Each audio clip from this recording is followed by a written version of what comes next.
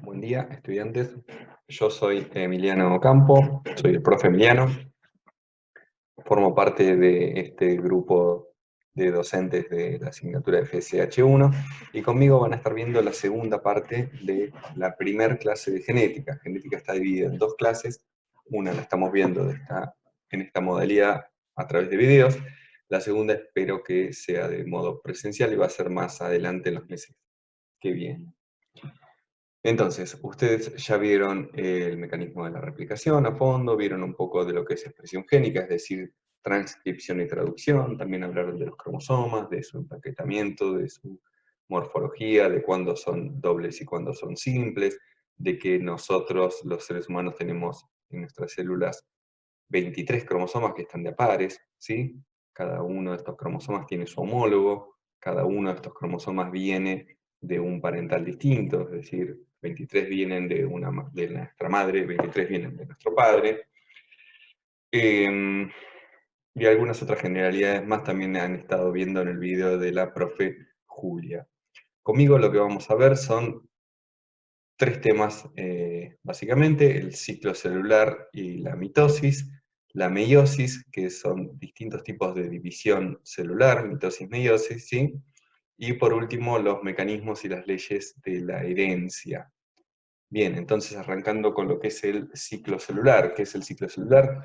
Algo de esto ustedes estuvieron charlando con los profes de ARTI, tengo entendido. Entonces, el ciclo celular es un conjunto de sucesos o eventos que ocurren en las células, que son altamente regulados y controlados, que llevan a la célula a que crezca, ¿sí?, en tamaño, que posteriormente divida su material genético, es decir, sus cromosomas, que se dividan, que se dupliquen. ¿Por qué mecanismo? Por el mecanismo de replicación, como estuvieron viendo.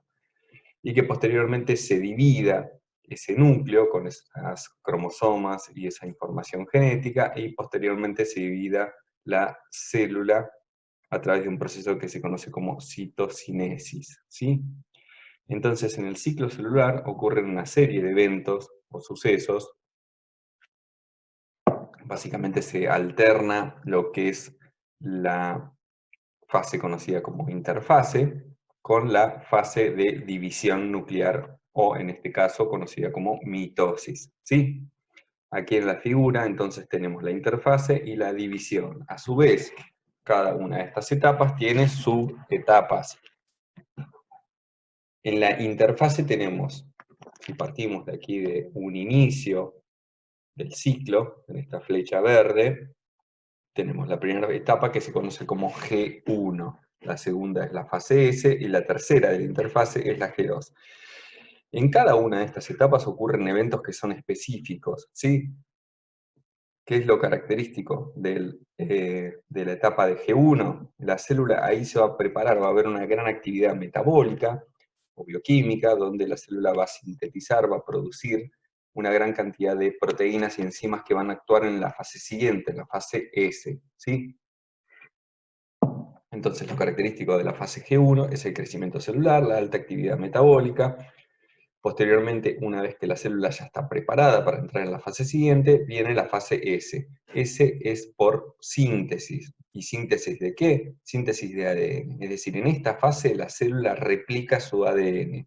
Entonces nosotros tenemos en una célula humana, vamos a tener 46 cromosomas, 23 pares de homólogos, ¿sí?, que van a estar en principio en la fase de G1 formados por una cromátide, y al atravesar la fase de síntesis, cada cromosoma va a estar en esa morfología típica de H, ¿sí? Son dos cromátidas hermanas unidas por un centrómero. Bien, ¿qué ocurre después en la fase G2? Esta fase, digamos que es un momento donde la célula se detiene a verificar y a controlar que todo el proceso de síntesis, que es muy importante, ¿sí?, haya concluido de forma correcta. Entonces ocurren reparaciones de ADN, se termina la síntesis, etc., ¿sí?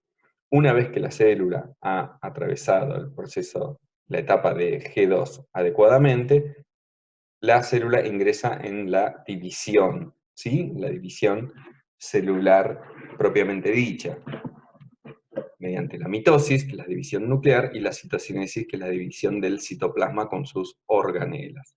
¿sí? Y de este modo se cierra el ciclo. La mitosis en sí es un proceso conservador en el sentido de que las células madres, que tienen una determinada constitución cromosómica y genética, ¿sí?, van a ser exactamente iguales a su descendencia, es decir, las células que se forman, las células descendientes, las células hijas, van a tener el mismo número de cromosomas, el mismo número de juegos, es decir, la misma ploidía, ¿sí?, que las células madres. ¿Y en qué momento, en qué etapas, en qué partes del cuerpo ocurre la mitosis? En las células somáticas. ¿Cuáles son las células somáticas? Todas las células corporales, salvo las células sexuales. ¿Sí? Es decir, mitosis ocurre durante los procesos de crecimiento, de reemplazo de células que se han ido muriendo, en los procesos, por ejemplo, de cicatrización, donde se requiere que haya células nuevas. En todos esos procesos interviene la mitosis, es decir, es un proceso completamente extendido que ocurre miles de millones de veces a lo largo de la vida de un organismo. Bien, no todas las células se encuentran en el ciclo celular, sino que algunas, las que están verdaderamente ya especializadas, como por ejemplo una neurona o una fibra muscular, se encuentran en una etapa que está acá representada con la flechita azul de G0. Es una etapa quiescente o latente, donde las células ya no se dividen, ¿sí? Están eternamente en interfase. Bien, algo a destacar que es importante es que si bien la replicación del ADN ocurre solo una vez en el ciclo celular, solamente una vez por ciclo celular, ¿y en qué etapa? En la etapa S de síntesis, ahí es donde se replica el ADN, la expresión de los genes, ¿sí?, que la información que está contenida en el ADN pase a las proteínas, eso es la expresión génica, ¿sí?, y que engloba dos procesos, que es el de replicación, el de transcripción de ADN a ARN, y el de traducción de ARN a proteínas. Es decir, la expresión génica ocurre continuamente a lo largo de todo el ciclo, ¿sí? Eso hay que diferenciarlo. Mientras que la replicación ocurre en la fase S de síntesis, que es donde se duplica el ADN, la expresión génica, es decir, transcripción y traducción, ocurre continuamente durante todo el ciclo. Bien. Entonces, ahora vamos a ver la división mitótica en detalle, vamos a ver todas las etapas y todas las fases de esta división. Vamos a repasar en principio que el proceso de la mitosis es mediante el cual se divide una célula. Antes de la división que ocurre la replicación del ADN, ¿en qué fase? En la fase S, por supuesto, de la interfase. Y va a dar origen a dos células hijas que son genéticamente como respecto a la célula progenitora. Son iguales, y por eso decimos que es un proceso conservativo el de la mitosis, ¿sí? A diferencia de la división meiótica que vamos a ver más adelante, donde se reduce el contenido de ADN y la haploidía, ¿sí?, es decir, el número de juegos cromosómicos. Entonces aquí en esta imagen tenemos representado las distintas etapas que vamos a pasar a ver una por una. Bien, la primera fase de la mitosis, ¿sí?, se conoce como profase. ¿Qué ocurre en la profase? Una serie de eventos. La cromatina, ¿sí?, la sustancia que conforma los cromosomas, se va a condensar. Y ustedes ya vieron en el video anterior cómo es el proceso de condensación o empaquetamiento o enrollamiento, ¿sí? Es todo lo mismo, es como el ADN se compacta para formar los cromosomas, ¿sí? La cromatina se va a condensar. ¿Y por qué es importante que se condense la cromatina? Imagínense que la célula lo que va a hacer es dividir esas moléculas gigantes de ADN que conforman los cromosomas, y la forma más sencilla, digamos, que tiene la célula de poder dividir equitativamente los cromosomas es que estos estén bien compactados, ¿sí? Si no, sería bastante complicado para la célula tener que dividir esas moléculas tan grandes de ADN en forma laxa, ¿sí? Entonces, digamos, la solución evolutiva al problema que representa que las células hijas tengan el mismo número de cromosomas y la misma constitución genética que las progenitoras, es que los cromosomas se compacten para así poder distribuirlos de forma equitativa y de forma sencilla. Entonces, uno de los eventos que ocurre en la profase es la condensación de la cromatina. Otro es que aparecen los cromosomas formados por dos cromátides hermanas. Bueno, esto es por qué están formados por dos cromátides hermanas. Porque atravesaron la fase S de duplicación del ADN, de replicación del ADN, la fase S de síntesis. Entonces, en este caso, como estamos viendo en esta imagen, los cromosomas están formados por dos cromátides hermanas. ¿Sí? En esta célula que estamos viendo, que es una célula hipotética, ¿sí? Estamos viendo solamente 4 cromosomas. ¿Sí? Fíjense, 2 grandes, uno rosa, uno violeta, y 2 chicos, uno rosa y uno violeta. Esos son 2 pares de cromosomas homólogos. Nosotros, nuestra especie, ¿cuántos pares de cromosomas homólogos tenemos? Tenemos 23, 23 que vienen, 23 cromosomas que son los heredamos de nuestro padre y 23 cromosomas que los heredamos de nuestra madre, ¿sí? Tenemos 23 pares de cromosomas homólogos, ¿sí? Si bien en esta célula nosotros estamos representando la fase de mitosis con 4 cromosomas, exactamente lo mismo que ocurre en nuestras células con 46. No dibujamos los 46 cromosomas porque sería un lío, ¿sí? Pero bueno, es exactamente lo mismo. Esta es una célula hipotética. En nuestro caso, serían 46 cromosomas, ¿sí? Pero pasa lo mismo, se condensan, tienen 2 cromátides hermanas porque atravesaron la fase de síntesis, es decir, de duplicación, etc. Hay 2 estructuras que se van a separar, ¿sí? Van a mirar hacia los polos. Estas estructuras se conocen como centríolos, son unas estructuras proteicas que se forman, se sintetizan en la fase G1 del ciclo celular y van a ser utilizadas durante la mitosis, ¿sí? Estos centríolos se separan hacia los polos de las células y empiezan a organizar una red de fibras fusiformes, ¿sí? Que se conoce como uso mitótico. ¿Qué hace este uso mitótico? Se pega a los centrómeros de cada uno de los cromosomas para poder traccionar y separarlos, ¿sí? Son como los andamiajes, son como son como una suerte de sogas, ¿sí? Que van a atrapar a los cromosomas y posteriormente van a traccionar para que las 2 células que se van a formar de esta célula tengan el mismo número de cromosomas, cada una de ellas.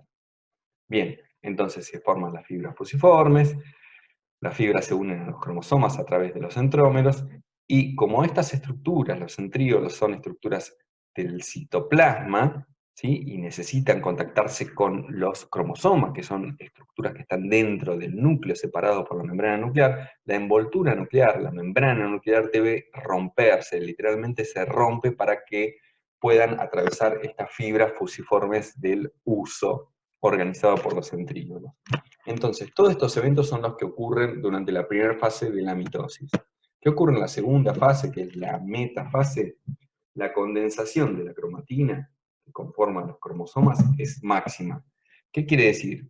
Que los cromosomas están muy empaquetados, ¿sí? Es el momento en que están más empaquetados. De hecho, ustedes cuando ven un cariotipo, como las fotos que estuvieron viendo con la profesora Julia, las fotos de los cariotipos, esas fotos están sacadas en este momento de la mitosis, ¿sí? En la metafase, que es donde los cromosomas están bien gorditos y son bien pignóticos, ¿sí? Son bien, tienen una coloración bastante fuerte. Bien, entonces la condensación es máxima, los cromosomas se van a estar moviendo por la tracción, la fuerza del uso, de las fibras del uso que se organiza a través de los centríolos, y se van a posicionar por una cuestión de equilibrio entre las fuerzas de los 2 centríolos que están en los polos, se van a posicionar los cromosomas en el plano ecuatorial, es decir, en el plano medio de la célula, como se ve ahí en la figura. Recuerden que estamos viendo 4 cromosomas, pero en nuestras células pasa exactamente lo mismo con los 46 cromosomas. Bien, y aquí lo que tenemos representados son 2 cromosomas homólogos con sus distintos genes. Estos genes están denotados, digamos, con distintas letras. Por ejemplo, el cromosoma rosa, tenemos el gen A, B, C, de hecho son los alelos A grande, B grande y C grande en cada una de sus cromátidas hermanas, y la otra contraparte, el cromosoma homólogo, que es el lila, tiene los alelos A chica, B chica y C chica. Ya vamos a hablar de esto un poquito más adelante. ¿Qué pasa cuando se separan estos cromosomas? ¿Cómo ocurre la separación en la anafase de la mitosis, que es la fase siguiente? Los cromosomas están posicionados en el plano ecuatorial y lo que va a ocurrir es que por la fuerza de la atracción de los centríolos, conectados a estas fibras del uso, los cromosomas se van a partir, literalmente se van a partir a la mitad por el centrómero, ¿sí? Fíjense, en este caso se van a separar las cromátides hermanas. La mitad de las cromátides hermanas van a ir para un polo y la otra mitad hacia el otro polo, ¿sí? Eso es lo que ocurre en la anafase de la mitosis. ¿Cómo pasan a ser estos cromosomas? Fíjense que, como está graficado aquí a la derecha abajo, van a estar formados en las nuevas células hijas que están en formación, van a estar formados por solamente una parte, ¿sí? Una cromatida sola. Es decir, una cromatida hermana va hacia un polo, la otra cromatida hermana va hacia el otro polo. Bien. Posteriormente tenemos la fase conocida como telofase, donde ¿qué va a ocurrir? Los cromosomas van a alcanzar los polos opuestos, ¿sí? Ya fueron traccionados hacia cada uno de los polos, ¿sí? Y están en los que van a ser los futuros núcleos de las células que están en formación, y comienzan a descondensarse, ¿sí? La cromatina que conforma esos cromosomas se van a tornar cada vez más laxa, ¿sí? ¿Qué pasa con el uso mitótico? Ya no tiene ninguna utilidad, entonces se dispersa, se desagrega. El uso mitótico deja de existir, ¿sí? Otro evento que ocurre en la telofase es que se vuelven a formar las membranas nucleares. ¿Cuántas membranas nucleares? Dos, porque son dos células hijas, ¿sí? Pregunta para pensar, ¿cómo están formados los cromosomas de estas nuevas células? Por una sola cromátide, ¿sí? Ya estos cromosomas no son dobles, porque van a ser dobles cuando recién atraviesen la siguiente fase de síntesis en la interfase del nuevo ciclo celular. Bien.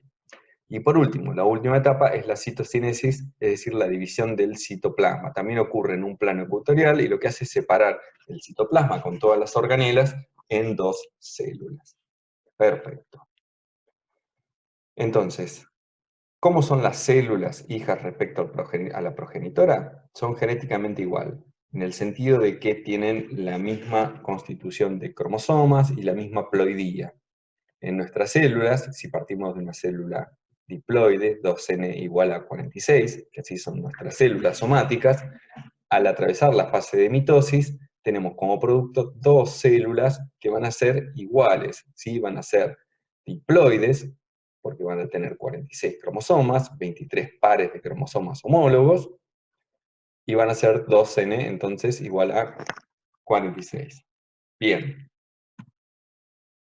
Acá vemos en esta animación cómo ocurre el proceso de mitosis. Fíjense que la tubulina, que es la sustancia que forma estas fibras fusiformes del uso, está tenida con un fluoróforo, con un colorante que es verde, mientras que el material nuclear, es decir, el ADN de los cromosomas, está tenido con rojo. Entonces se ve cómo los centríolos organizan a los cromosomas, los posicionan en el centro, en el plano ecuatorial, y posteriormente los traccionan y los dividen en las dos células hijas. Acá vemos el mismo proceso un poco más lento.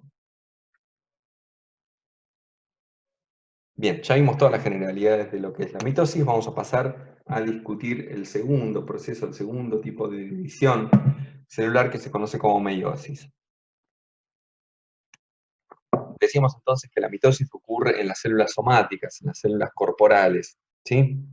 Y está relacionada al crecimiento de un tejido, de un órgano, a la renovación celular, de las células que se van muriendo, a la cicatrización, etc. ¿Sí? Eso es la mitosis.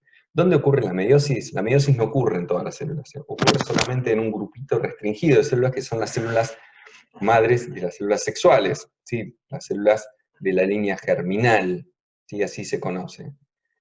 Es decir, en nuestro caso, los espermatocitos, en el caso de nuestra especie, los espermatocitos y ovocitos primarios. ¿Qué van a producir entonces a través de la meiosis, de este tipo de división celular, los espermatocitos y ovocitos primarios? Van a generar las gametas. ¿Cómo se conocen las gametas en nuestra especie? Espermatozoides y ovocitos u óvulos, ¿sí?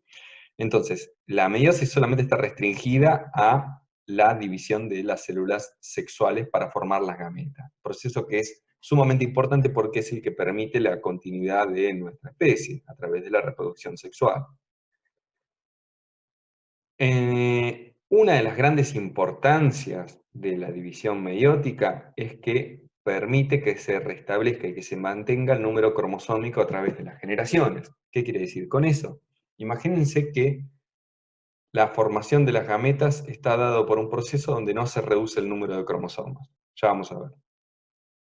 Entonces, tenemos que un espermatozoide tiene 46 cromosomas, se fusiona con un óvulo que tiene 46 cromosomas, y se forma un cigoto que va a tener 92 cromosomas.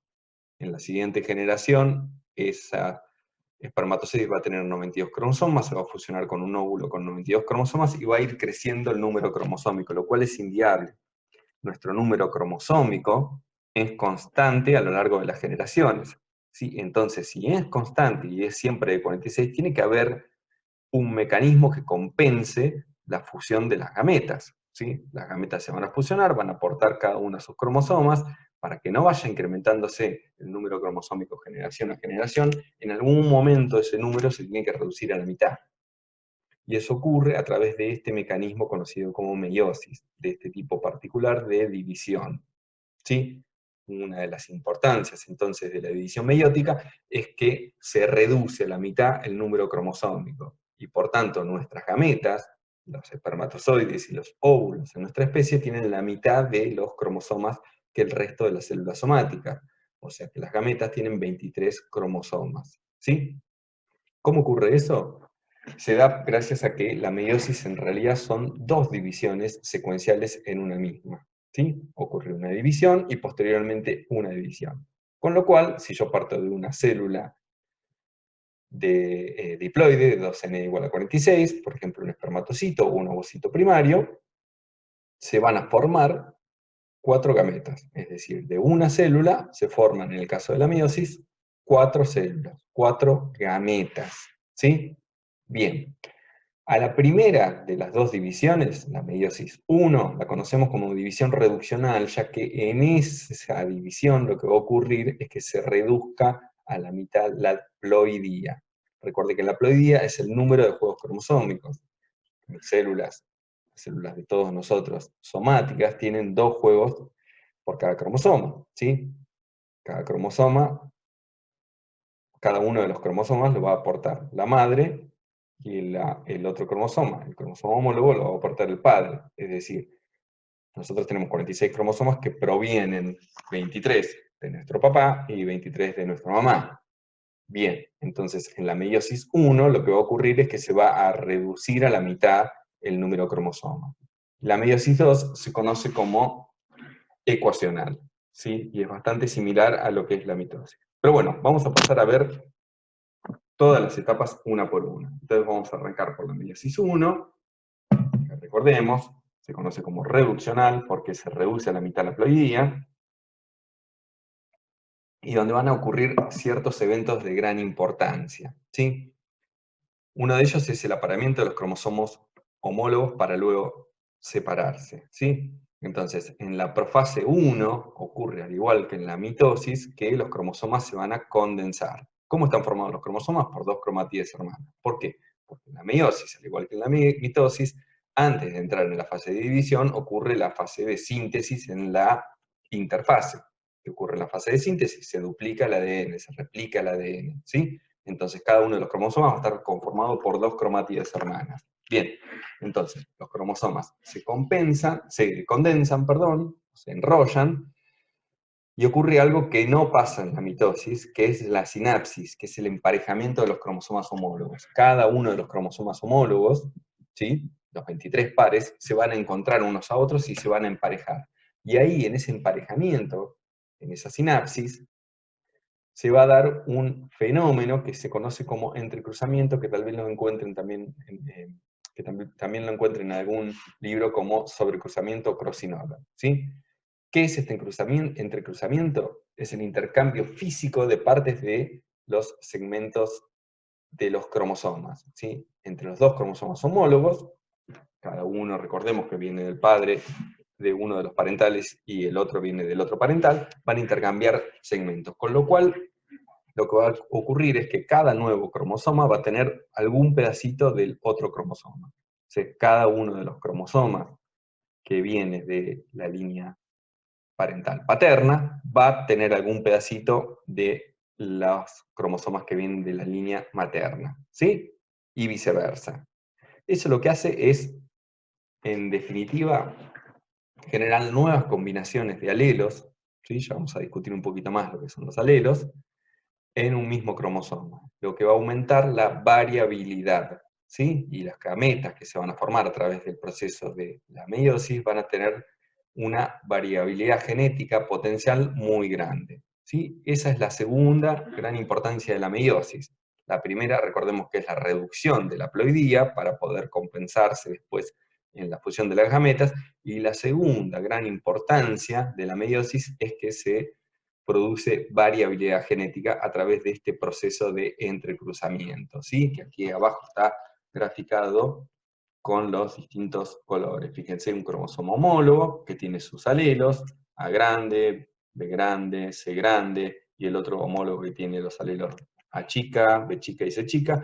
Al ocurrir el entrecruzamiento intercambian segmentos, entonces se prueban distintas constituciones genéticas nuevas, ¿sí? ¿Qué otros fenómenos ocurren en la profase 1? Ya mencionamos la sinapsis y el entrecruzamiento. También va a ocurrir que la envoltura nuclear se va a romper, como en el caso de la metafase, y eso es importante porque en este caso el uso meiótico, ¿sí? Se va a organizar para poder traccionar y separar a los cromosomas, ¿sí? Y hasta el momento de la profase 1, la haploidía es 2n, ¿sí? En nuestro caso es 2n igual a 46.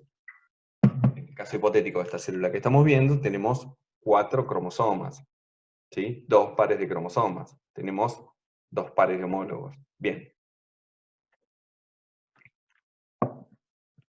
A veces estas estructuras que se forman, que son de 2 cromosomas homólogos, cada uno de estos cromosomas constituidos por cromátides hermanas, se los conoce como tétrada, ¿sí? Porque si lo vemos, tenemos cada uno de estos cromosomas en sinapsis, formando por 4 cromátides.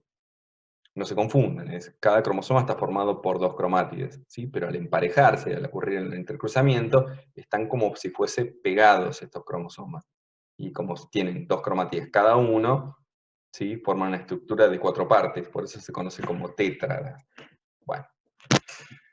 ¿Qué ocurre posteriormente en la metafase? Al igual que en la metafase de la mitosis, los cromosomas se van a posicionar en el plano ecuatorial, ¿sí? En el plano medio equidistante entre los dos centríolos que van a estar organizando el uso meiótico.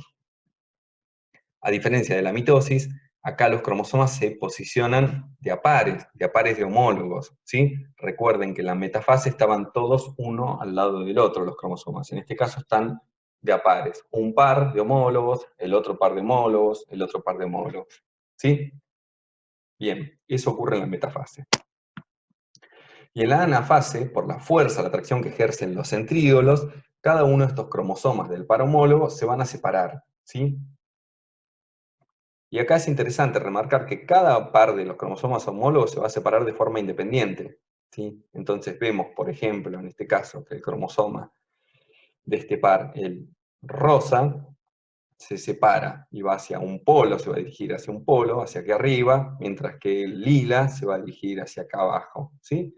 Y acá el otro cromosoma, que es independiente, podría ser que el lila vaya hacia arriba, o el violeta vaya hacia arriba, ¿sí? La separación de cada uno de estos cromosomas es independiente una de la otra, y eso es importante para después cuando discutamos un poco sobre las leyes de la herencia.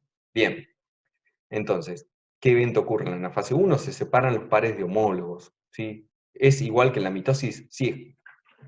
¿Es igual? No, es completamente distinto, ¿sí? En la mitosis lo que ocurre es que se parten por la mitad los cromosomas. Cada cromosoma se va a partir por la mitad, y cada nueva célula en formación va a heredar una cromatida hermana. En este caso, cada nueva célula va a heredar un cromosoma entero, ¿sí? Uno del par homólogo. Perfecto. En la telofase, ¿qué ocurre? Los cromosomas llegan a los polos y empiezan a descondensarse, ¿sí? Al igual que ocurre en la mitosis, y la citocinesis va a dividir el citoplasma de las dos células. Entonces, hasta acá, la meiosis 1. Se descondensan los cromosomas, atraviesa una pequeña fase, una pequeña interfase cortita, y se vuelve a la división con la meiosis 2, que vamos a ver ahora. Bien. ¿Qué ocurre en la meiosis 2? Se van a separar las cromátidas hermanas de cada cromosoma. La meiosis 2, si ustedes se ponen a ver cada una de las fases, es muy parecida a la mitosis, ¿sí? En este caso sí, los cromosomas se posicionan en el polo y se parten a la mitad por el centrómero, ¿sí? Y migran hacia cada uno de los polos las cromátidas hermanas. Entonces, en meiosis 1 ocurre la sinapsis, el entrecruzamiento, los cromosomas homólogos se separan, se posicionan en el plano ecuatorial las parejas de cromosomas homólogos y se van a separar, mientras que en la meiosis 2 lo que se separan son las cromátidas hermanas, como ocurre en la mitosis, ¿sí? Entonces, repasemos. La profase 2, los cromosomas se vuelven a condensar, recordemos que en la telofase de la meiosis 1 se descondensa, se desenrolla, acá vuelven a condensarse, ¿sí? Se vuelve a organizar el uso meiótico a través de los centríolos, ¿sí? En la metafase 2 los cromosomas se van a posicionar en el plano ecuatorial, ¿sí? Y van a ser traccionados en la anafase 2 para formar, en este caso, las 4 células resultantes. Bien, entonces, por último, en la telofase los cromosomas se van a volver a descondensar, se van a formar las nuevas envolturas nucleares rodeando cada uno de estos grupos de cromosomas, y fíjense que en este caso los 4 productos celulares van a estar conformados por 2 cromosomas cada uno, ¿sí? Nosotros partíamos de 2 pares de cromosomas, cada uno de esos cromosomas conformados por 2 cromátidas hermanas, y ahora vamos a tener como resultado 4 células, cada una formada por 2 cromosomas, ¿sí? Que van a tener cada una de ellas una sola cromática. Bien, perfecto. Entonces, diferencias entre la mitosis y la meiosis, ya van a tener una actividad para hacer, pero bueno, les adelanto. En la mitosis se mantiene la ploidía, en la meiosis se reduce la ploidía a la mitad. ¿En qué momento se reduce? Cuando migran los homólogos, ¿sí? En la meiosis 1, en la anafase de la meiosis 1. Y el producto son 4 gametas, en el caso de la meiosis, que van a tener una ploidía reducida a la mitad. Es decir, la ploidía de las células sexuales, las gametas en nuestra especie, es de n igual a 23. ¿Cuál es la ploidía de las células somáticas y de las células de los espermatocitos y ovocitos primarios que van a originar a los espermatozoides de los óvulos? La ploidía en ese caso es de 2n igual a 46. Perfecto. Aquí en este cuadro lo que vemos es un resumen de toda la fase de la meiosis.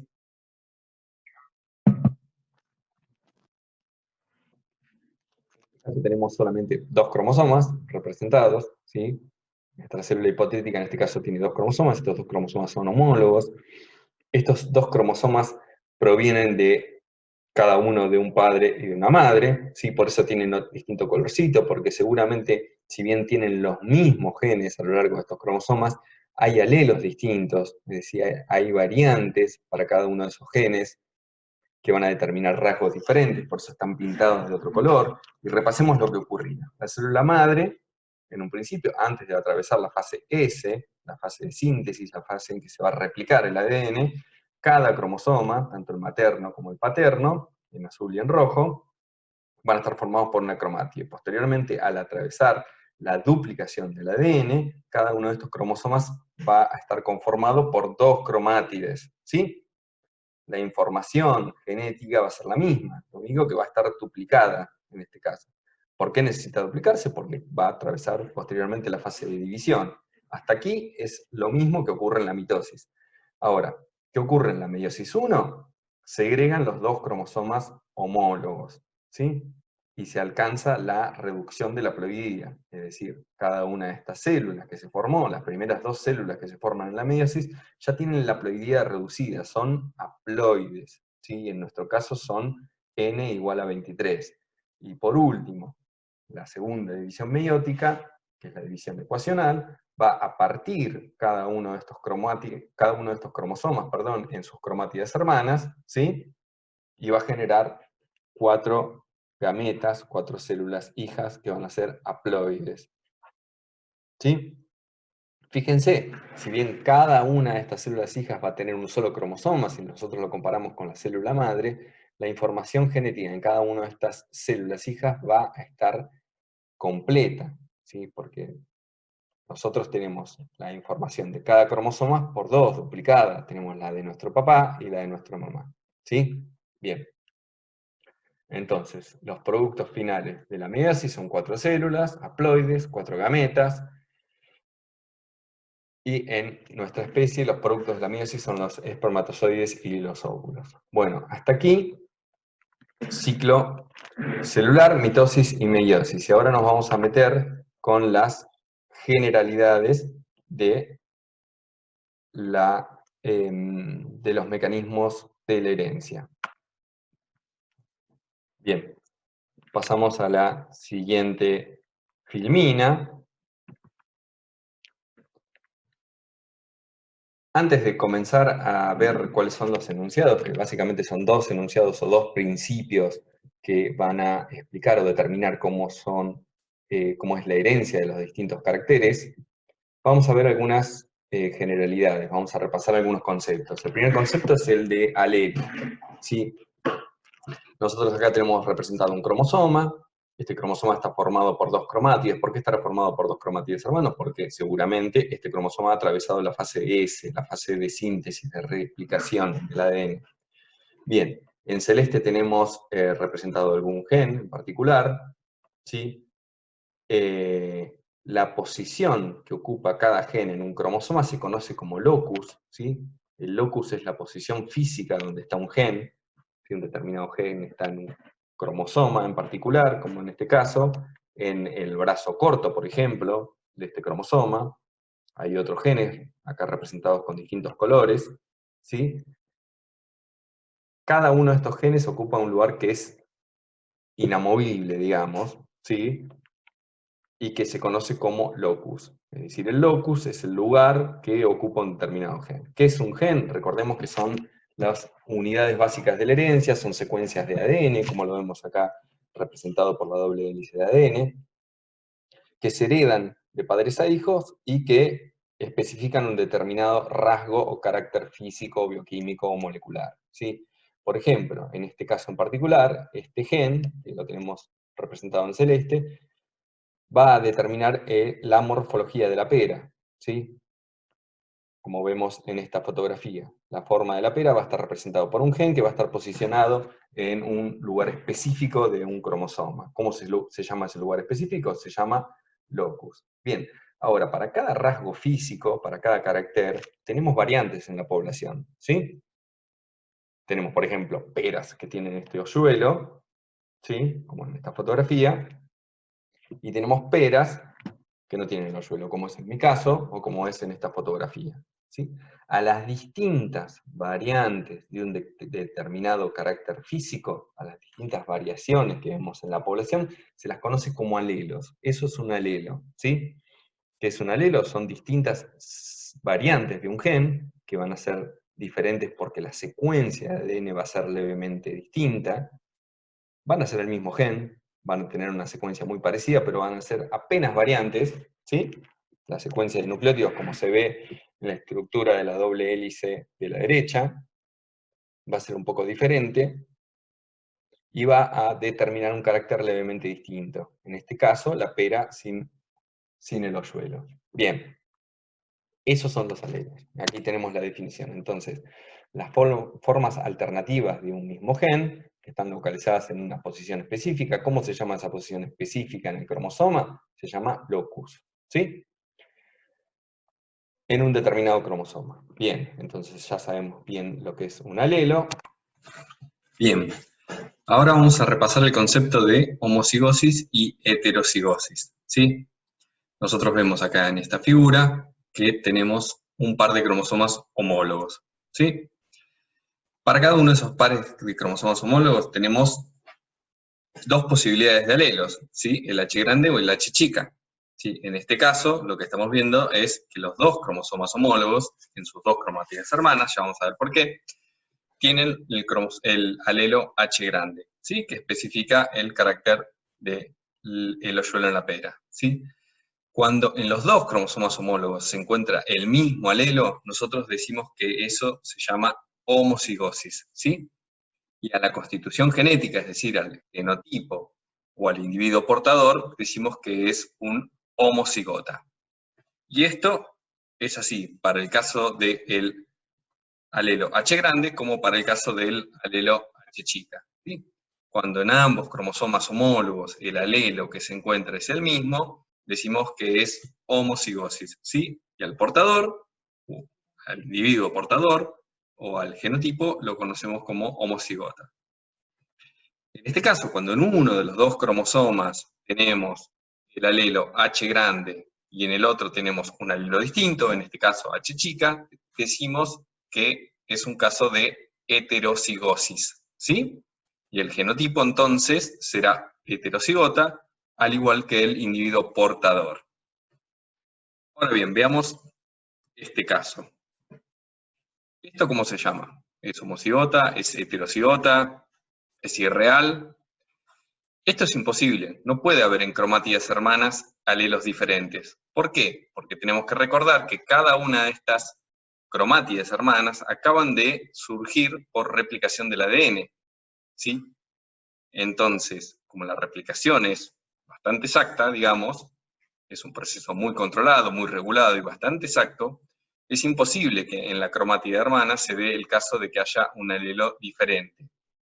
¿Sí? ¿Lo ven? Entonces, en este caso, no es ni homocigota ni heterocigota, sino que es una irrealidad. Nunca dos cromátidas hermanas pueden portar un alelo que sea diferente. Ahora, vamos a hablar de la relación de fuerza que existe entre los distintos alelos, es decir, las interacciones alélicas. ¿Qué ocurre? Hay alelos que no permiten que se exprese el otro alelo. ¿Sí? En este caso, por ejemplo, tenemos un heterocigota H grande que va a determinar la característica del hoyuelo en la pera y H chica que va a determinar la característica de la pera lisa.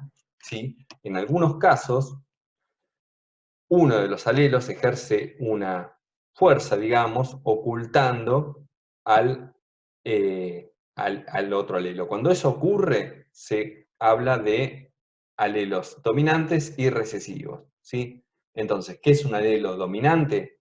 Es aquel que se expresa, ¿sí?, en la homocigosis y en la heterocigosis.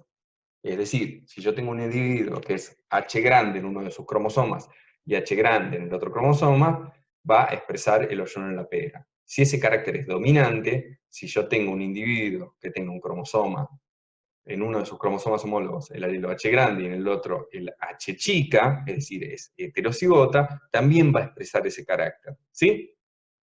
Por el contrario, cuando el carácter es recesivo, quiere decir que queda oculto, ¿sí?, en el momento en que se encuentra en heterocigosis. Es decir, si un individuo tiene en uno de sus cromosomas el alelo H grande y en el otro cromosoma el H chico, no se expresa el carácter del H chico, ¿sí? Es dominado por el dominante. Bien. Entonces, ¿cómo es el genotipo de un individuo que es H grande, H chico, para este ejemplo que estamos viendo, que es el del hoyuelo de la pera, pero que es extensible al resto de los caracteres? El genotipo va a ser H grande, H chica, es decir, va a ser heterocigota, y el fenotipo va a ser pera con hoyuelo, es decir, pera con el agujerito. Bien, entonces aquí vemos la definición de interacciones alélicas. Los efectos de un alelo pueden ocultar o enmascarar, ¿sí?, digamos, los efectos del otro. El alelo que oculta es el dominante, y el que es ocultado, el que es enmascarado, es el recesivo. ¿Sí? Bien, perfecto. Entonces, conociendo ahora estos conceptos, vamos a adentrarnos en los que son los principios de la herencia. El primer principio, o la primera ley de la herencia, que se conoce como ley de Mendel por la persona que los descubrió, lo que establece es que los distintos alelos en un juego cromosómico, en un par de cromosomas homólogos, se van a separar en un determinado momento. ¿Cuál es ese momento? En la formación de las gametas, ¿sí? ¿Qué son las leyes de la herencia en sí? Son los mecanismos que explican cómo se transmiten los caracteres que están determinados genéticamente a la descendencia, ¿sí? Y lo que establece este principio es que los caracteres distintos que portamos los individuos, como tenemos cromosomas homólogos, podemos portar dos alelos diferentes, ¿sí? Hasta dos alelos diferentes por cada carácter, se van a separar, y ese momento de la separación o la segregación va a ser la meiosis. Y específicamente, ¿en qué momento de la meiosis? En la anafase 1, ¿sí? Lo vemos aquí representado en dos cromosomas. Tenemos nuestro dibujito de los cromosomas homólogos, ¿sí? En azul y en rojo, uno de los cromosomas va a aportar el alelo H grande, y el otro va a aportar, en este caso, en este ejemplo en particular, el alelo H chica, ¿sí? Es decir, el individuo es heterocigota. En el momento de la meiosis, cuando se reduzca la ploidía a la mitad, se van a separar estos cromosomas, y posteriormente van a formar las gametas, ¿sí? Entonces, de una persona que es heterocigota, yo voy a tener 4 potenciales gametas, la mitad van a ser H chica, ¿sí? Van a tener el cromosoma con el alelo que va a especificar la pera lisa, y la otra mitad de las gametas van a tener el alelo que va a especificar qué carácter, la pera con hoyuelo, ¿sí? Perfecto, entonces, ¿qué es lo que establece? ¿Qué es lo que dice? ¿Cuál es el enunciado del primer principio, o la primera ley de Mendel, que se conoce como principio de segregación, porque segregan físicamente los cromosomas homólogos en la anafase de la meiosis 1? Lo que establece es que cada individuo lleva un par de alelos para cada característica, y los miembros de este par se van a separar. ¿En qué momento? En el momento de la formación de las gametas, ¿sí? ¿Mediante qué proceso? Mediante el proceso de la meiosis, ¿sí? Bien. Ahora, si yo quiero saber cómo van a heredar este carácter, ya sea la pera con hoyuelo, la pera lisa, los potenciales hijos de esta persona, tengo que saber cómo van a ser las gametas del otro parental. Entonces, supongamos en este ejemplo hipotético que el otro parental es homocigota, en este caso recesivo. ¿Cómo van a ser las potenciales gametas de un homocigota recesivo? Van a ser todas iguales, ¿sí? Van a tener solamente el cromosoma rojo, es decir, cada una de estas gametas va a tener el cromosoma con el alelo que va a determinar la pera lisa, ¿sí? Entonces vamos a suponer que hay un cruzamiento, un emparejamiento entre estos dos individuos, y vamos a ver en esta filmina cómo son los potenciales descendientes fenotípicamente y genotípicamente, ¿sí? Recuerden, genotipo es la constitución genética, es decir, los alelos que constituyen o que representan ese carácter, y el fenotipo es lo que yo veo, ¿sí? En este caso, ¿qué es lo que yo veo? Es la pera con hoyuelo o la pera lisa. Bien, entonces consideremos estos dos parentales. Uno de ellos es heterocigota, el otro es homocigota recesivo. ¿Cómo van a ser las gametas de estos dos parentales, de estos dos padres, digamos? Como veíamos en la filmina anterior, uno de los parentales va a aportar gametas que van a ser H grande y H chica, y el otro de los parentales va a aportar solamente gametas como H chica. Entonces, cuando hacemos el cruzamiento, cuando hacemos la unión, que lo que va a representar es la fusión de las gametas, ¿sí? De espermatozoide y óvulo, vamos a tener dos tipos de descendencias, ¿sí? Vamos a tener aquellos que genotípicamente sean H grande, H chica, y aquellos que sean H chica, H chica. ¿Cómo van a ser fenotípicamente? Es decir, lo que yo veo, estos dos individuos, estos potenciales hijos, esta potencial descendencia, van a ser la mitad, van a aportar pera con hoyuelo, y la otra mitad van a aportar la pera lisa, ¿sí? Así ocurre con absolutamente todos los caracteres o los rasgos determinados genéticamente.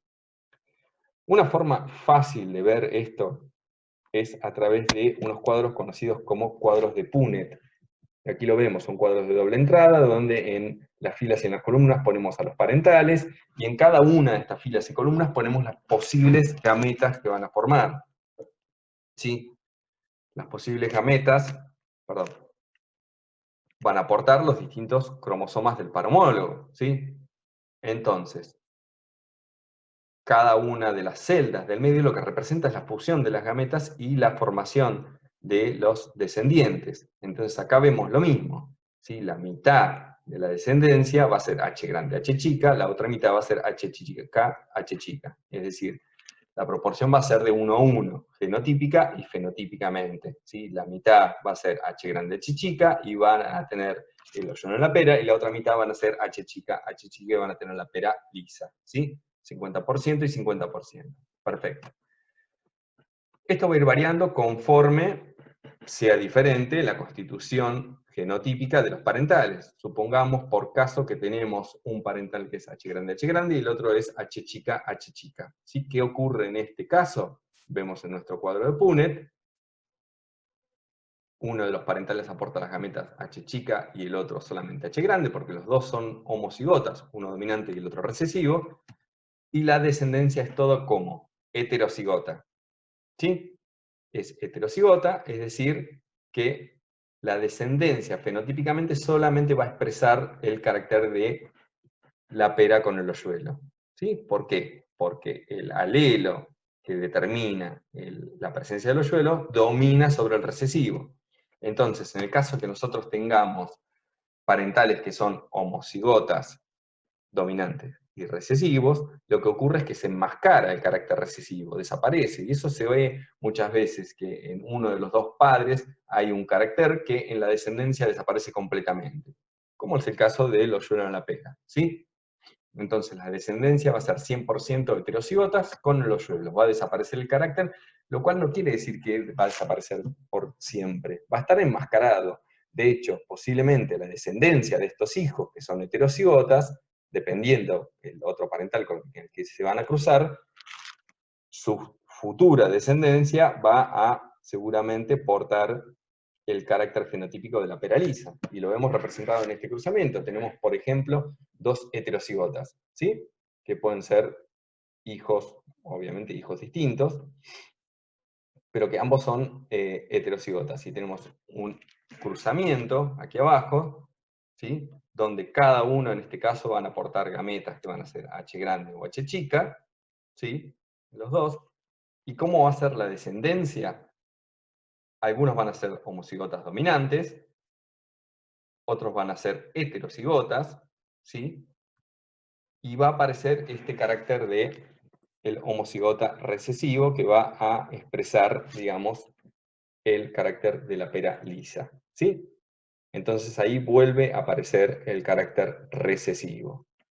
¿Cómo son las proporciones en este caso? Las proporciones genotípicas son 1, 2, 1, ¿sí? ¿Por qué? Porque tenemos 1 de 4, que van a ser H grande, ¿sí? Van a tener el hoyuelo en la pera. 2 de 4 van a ser H grande, H chica, también van a tener el hoyuelo en la pera. ¿Por qué? Porque es heterocigota y el carácter H grande domina sobre el recesivo, entonces el que se va a expresar es el dominante.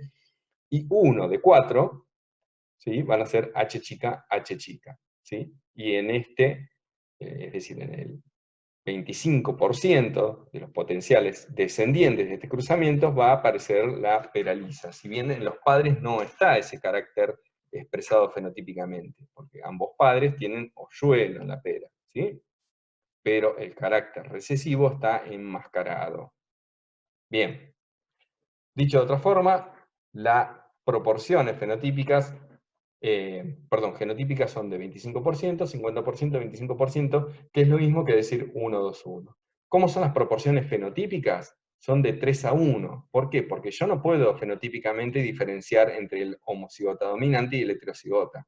Por lo mismo, porque el carácter es dominante, y uno de los alelos es dominante. Perfecto.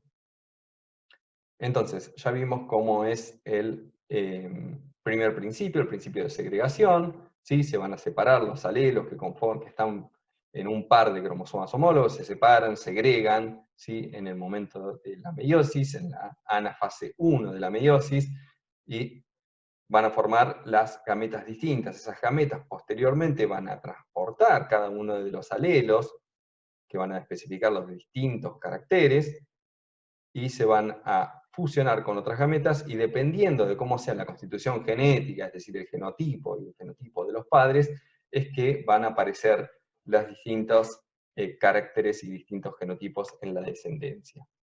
Bien, ahora vamos a meternos en el segundo principio de la herencia. En este caso, vamos a hablar de dos caracteres distintos. Hasta ahora nos estuvimos centrando en un carácter, ¿sí? Que es la forma de la pera. Y teníamos dos formas alternativas, ¿sí? La pera con hoyuelo y la pera lisa, ¿sí? ¿Qué pasa cuando tomamos por caso otro carácter más fenotípico que está en otro cromosoma independiente? ¿Sí? Tomemos, por ejemplo, en este caso, el lóbulo de la oreja. ¿Sí? Hay lóbulos, como es en mi caso, que están separados, ¿sí? Por una hendidura, están separados de la cara, y hay casos un poco menos frecuentes de nuestra población que tienen el lóbulo fusionado a la cara, ¿sí? Eso también es genético, está determinado por un gen específico que está en algún cromosoma que es independiente al cromosoma en donde se encuentra el gen del hoyuelo de la pera. Y también hay formas distintas, es decir, hay alelos distintos. Uno de los alelos es el que especifica que yo tenga separado el lóbulo de la oreja, ¿sí?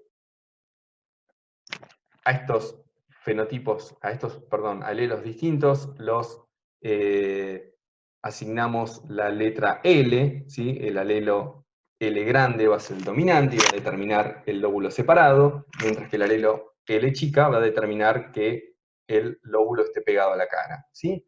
Entonces, ¿cómo es en la formación de gametas, cómo se separan y cómo segregan en este caso los alelos que están en cromosomas distintos?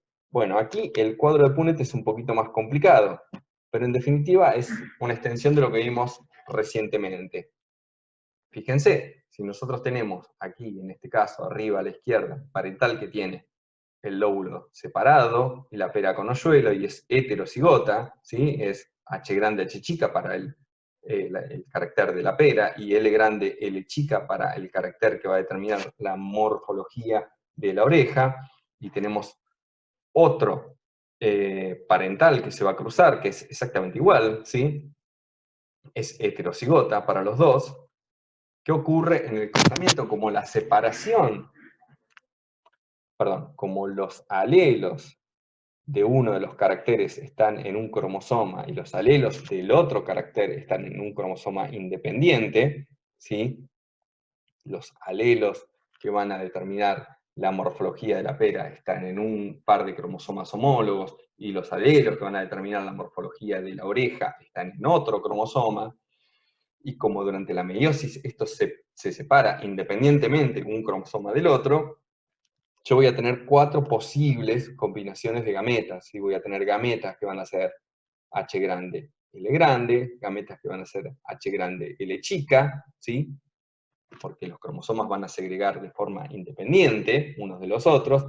Voy a tener gametas que tengan cromosoma H chica, L grande, y por último gametas que vayan a tener los dos alelos H chica, L chica, ¿sí? Bien, si yo hago el cruzamiento, considerando las 4 posibles gametas diferentes, voy a tener una proporción fenotípica, en este caso, de 9, 3, 3, 1, ¿sí? 9 van a tener el hoyuelo y el lóbulo separado, lo ven aquí en rojo, ¿sí? 3 van a tener el hoyuelo y el lóbulo pegado, se ve en amarillo, ¿sí? 3 no van a tener el hoyuelo, es decir, la pera va a ser lisa, y el lóbulo va a estar separado, ¿sí? Y uno de ellos va a ser el doble homocigota recesivo, en este caso, que va a tener la ausencia del hoyuelo y el lóbulo pegado. Perfecto. Lo que establece entonces el segundo principio de la herencia, la segunda ley de Mendel, es que la distribución de los alelos, que están en cromosomas diferentes, es de forma independiente, ¿sí? Por eso se conoce como principio de distribución independiente.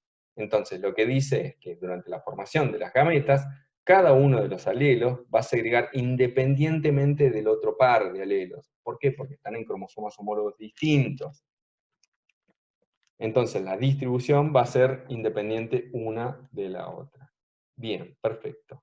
Entonces, repasando, vimos ciclo celular, vimos mitosis, vimos meiosis, vimos algunas generalidades que tienen que ver con las leyes de la herencia, como ser la homocigosis y heterocigosis, vimos el concepto de alelo, y vimos también que hay interacciones entre los alelos, ¿sí? La dominancia y la recesividad. En la segunda clase de genética vamos a hablar un poco de codominancia, que es un caso particular. Y por último, enunciamos las dos leyes de la herencia. Bien, bueno, espero se haya entendido. Muchas gracias. Hasta luego.